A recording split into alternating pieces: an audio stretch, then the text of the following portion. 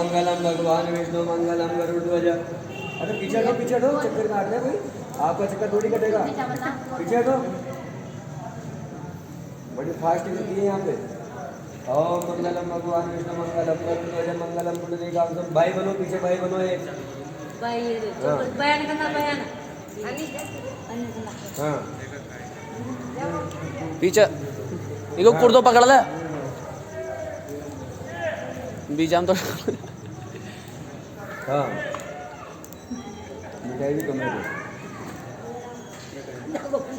और ले आऊंगा मिठाई। इसके हाथ में रखे हवन कुंड में छुड़वा देना हवन सामग्री थोड़ी थोड़ी, ठीक है ना। हाँ एक पेड़ा हो गया, एक छुड़वा दो एक बार। हाँ चलो दूसरी परिक्रमा लो। ओम नमो सुनंताय सहस्रमूर्तये सहस्रपादाय सहस्रनाम्नि पुरुषाय सहस्रदेवताय नमः। नमः कमलनाभाय नमः जलसाय नमः केशवनंदाय वासुदेव नमोस्तुते। ओम हरि ओम। हाँ जी हवन सामग्री छुड़वा जाओ एक एक बार बस चलना दो। ओम सरस्वती बिल्कुल लगात बदले वर्षी डालो ना सागरे वर्मो कसरे दिनों का एक अंकरम्मा। मेरे कितने हैं भाई? 3 फेरे हो गए। पाँच से लाठी का। हाँ 3 फेरे हो गए। 3 फेरा हो गया। हाँ हाँ डालो भी हवन सामग्री डालो। वजन 5 वजन तो बाद में करेगा, फिर अपने बाद बताओ वजन तो। ओम गुरु साक्षात परम ब्रह्म जो गुरुवे नमः।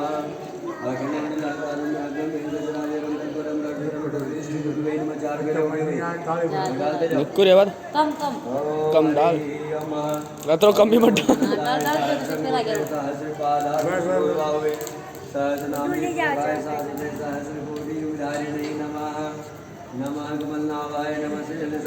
मतलब बीच में वीडियो बनवा दो। 5 फेरे हो गए भाई। 2 और खाओ भाई।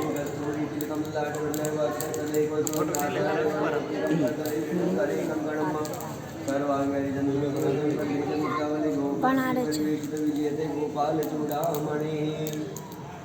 इनके हाथ लगा के छुड़वाओ, हाथ लगाओ इनके, अब डालो अंदर।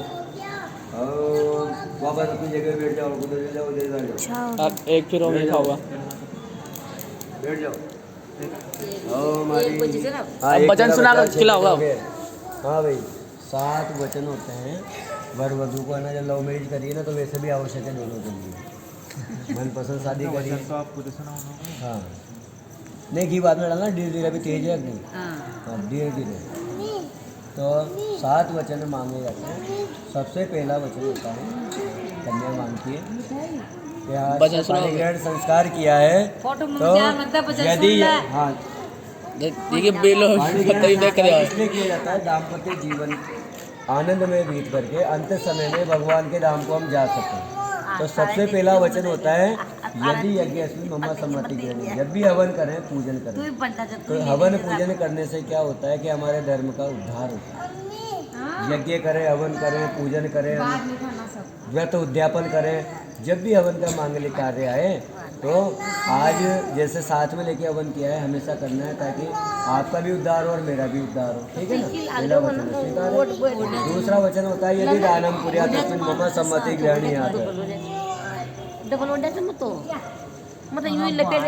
जब भी दान धर्म करने की बारी आए, एकादशी का उद्यापन करना हो, व्रत का उद्यापन करना हो, गोदान करना हो, कन्यादान करना हो, दान कई प्रकार के होते हैं। दान करें अकेले अकेले नहीं करें। दान धर्म करने से मनुष्य का कल्याण होता है और यह लोक और परलोक और हमारे पितरों का भी उद्धार होता है।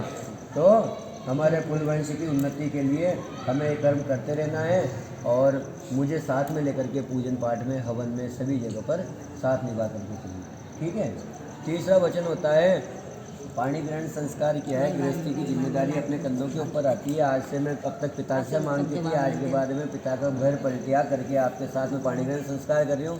सारी जिम्मेदारी आपके कंधों पर है, आप निभा करके मुझे चलें गृहस्थी को। तो मैं आपके ना जो वामांग में आपके साथ अगला फेरा करने के लिए तैयार हूँ, ठीक है भाई। ये तीसरा वचन होता है। खर्चा बढ़ गया। हाँ खर्चा बढ़ गया भाई, ठीक है ना। चौथा वचन होता है कि पाणी ग्रहण संस्कार करने के बाद घर गृहस्थी की जिम्मेदारी होने के पश्चात सभी प्रकार की समस्याएं होती है। 3 अवस्थाएं होती है, बाल अवस्था, युवा अवस्था, वृद्धावस्था तक आप मेरी पालना करें। बाल अवस्था पिता के यहाँ हो गया, युवा अवस्था में पाणी ग्रहण संस्कार हो रहा है जो बचपना होता है, है ना। वृद्धावस्था सबसे जर्जर अवस्था होती है, उसमें कोई किसी का साथ नहीं देता। इस समय तो मन मर्जी का राज चलता है, पिताजी नहीं कहे तो भी हो जाता है ना। बुढ़ापा एक ऐसा होता है जिसमें कोई किसी का सगा नहीं होता, तो उस समय तक साथ निभा करके चलना है तो मैं आपके बाबा में है ना स्वीकार करती हूँ। ये 5वां वचन होता है। 6वां वचन होता है कि पाणी ग्रहण संस्कार किया है आज, और पाणी ग्रहण संस्कार के पश्चात जो अपन से बड़ी बहन है उनको माता के समान, जो अपने बराबर हो उसको बहन के समान, और जो अपन से छोटी हो उसको पुत्री के समान भाव से ध्यान रखें और सदा मुझ पर प्रेम बनाए रखें, तो मैं बाबा में आना स्वीकार करती हूँ। ठीक है। 7वां वचन और अंतिम और लास्ट वचन होता है, ये सारी अवस्थाओं में ध्यान में रखते हुए घर गृहस्थी की जिम्मेदारी को निभाने के लिए आप प्रतिबद्ध हैं, तो हमारी वंश वृद्धि भी होगी, परिवार भी बढ़ेगा और रिश्तेदारी भी बढ़ेगी।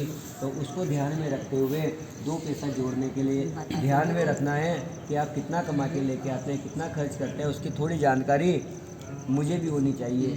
धन घर के अंदर ही आकर के जुड़ता है। कमाना आदमी का कर्तव्य होता है, बचा कर रखना औरत का कर्तव्य होता है।